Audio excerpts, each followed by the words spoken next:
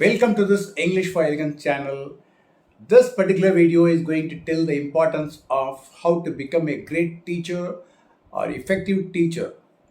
First of all, the job of teaching is quite different from other professions or other jobs.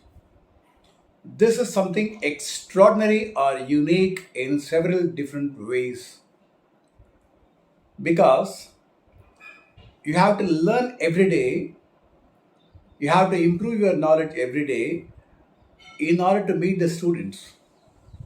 Here, the word knowledge doesn't mean that subject knowledge alone, for example, English or physics or maths. No.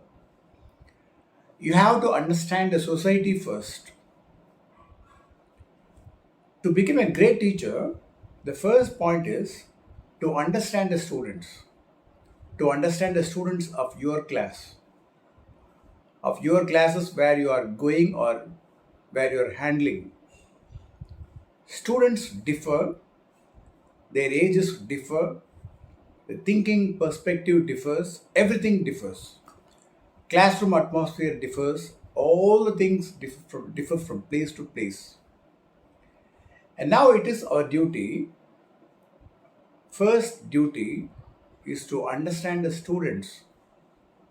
Whichever class you go, whatever classes you handle, or whatever subject you take, the first thing is to know your classroom very well.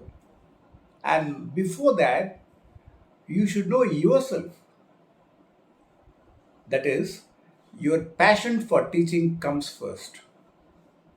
I told you in the beginning that teaching is not an ordinary job. You have to have patience and passion to teach any subject. Then only a teacher will be really successful and really meaningful. Successful is different, meaningful is different. A teacher should be meaningful, first of all. Then comes the question of being successful. The teacher should prove his existence in the class always.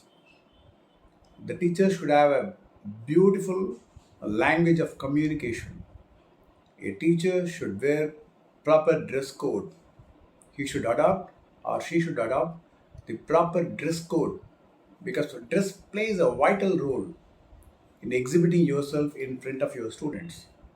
You are the role model of your students from second number one to till the last second of your class. For example, if you go to the class at 10:15 and if you leave the class by 11:14 or 11:15, in that 1 hour you are going to make them completely. You are going to change them completely. You are going to make them understand your subject. You are going to make them understand you also. And more importantly, you are going to make them understand what they are and what they are for. So teaching involves so many things. You have to have beautiful body language also. Body language plays a vital role in teaching. More importantly, always use the class boards, that is blackboards, as much as possible. They say chalk and talk method, whatever it is. Blackboard plays a vital role in your teaching. Sometimes you will have to draw pictures, you will have to write letters, you will have to write sentences. You will have to do so many things with the blackboard. And when you write on the blackboard, it should be 100% right. It should be 100% acceptable. It should be 100% useful to the students. Not just writing on the board, making the students or asking them to copy directly. You are not a photocopier. What you are going to produce on the board should be meaningful, exact, and accurate. It should provide the students an opportunity to learn. This will come to you by regular practice. A teacher does not become a teacher in one day. A teacher is a perennial learner. He or she has to prepare everything in advance. Even if there is a situation handled by the teachers, When the students are asking you some questions, either relevant or not relevant to the subject, you should have the capacity to tackle them confidently, not by giving the incorrect answers, but by giving the understandable answers. If you are not prepared for that particular question, you can tell them or you can take some time from them for 1 day or 2 days. You can discuss with some books or some materials, then you can clarify them in your next class instead of giving the wrong answer. Giving a wrong answer or instantaneous wrong answer is more dangerous because it will spoil the entire classroom atmosphere. So, a teacher will have to learn the subject first. Classroom management is yet another important factor for a teacher. You cannot sit on one particular place or you cannot look at one particular section of the students always. No. You should have to move around the class.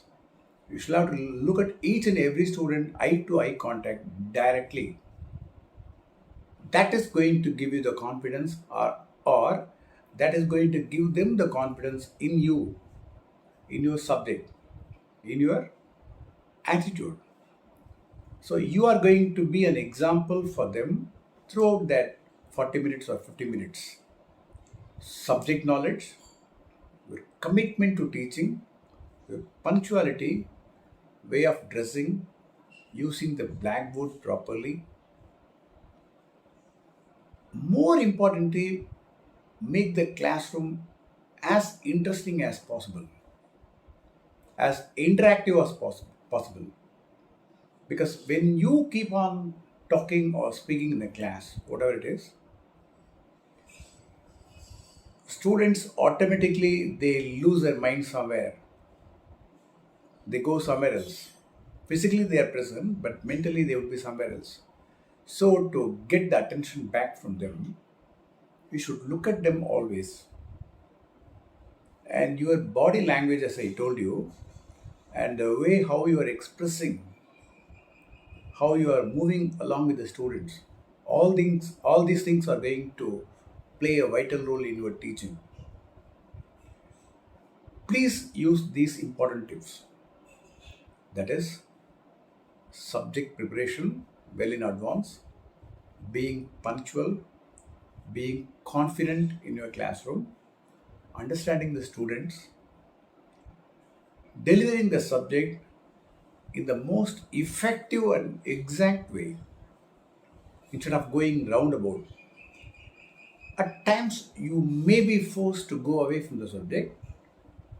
You are going somewhere else, suppose, for example, from a tree, you are going to another branch.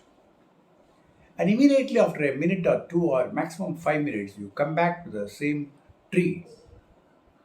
Don't go from one branch to another branch to another branch, just like that, losing the core of your subject. No, you should come back to the point immediately, and thereby you get the attention from the students 100%. Now you are a successful teacher. You will gain confidence, you will promote beautiful citizens for the country. Thank you.